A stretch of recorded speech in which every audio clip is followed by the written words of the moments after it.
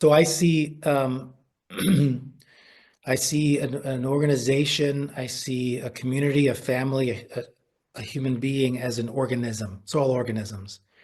And in the same way, like learning neuroscience, how does an organism, which is a microcosm of a macrocosm, right? The whole ecosystem. So Right. when you approach it from that way, it's a living, breathing organism, every company, every organization. And, my work is creating cultures of mutual empowerment, which is shifting the work culture for lasting change. So all my work is based on somatics. It's not theory.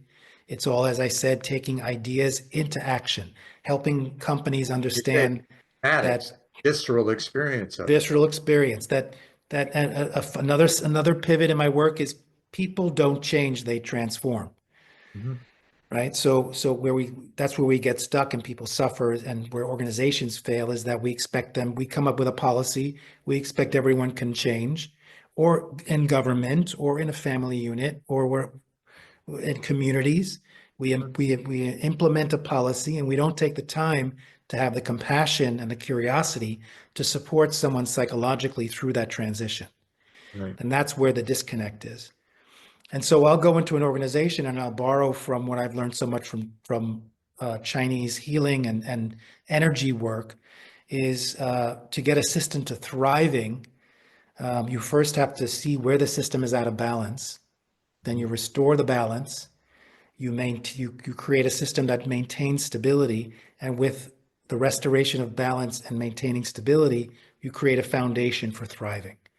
And that the notice the most challenging and Not messy one, sustainability, thrivability, right? thrivability. There's a huge difference there because the distinction being we've been all of the mm, science and concern and the climate change and all this kind of stuff has been about sustainability.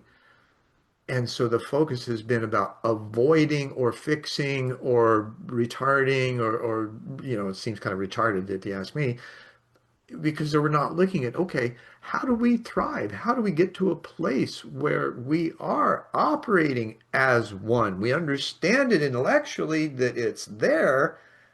How do we Right, step into that? right. Yes. And that a thriving system is a system where the individual is durable, is resilient, and where the interpersonal connections are resilient.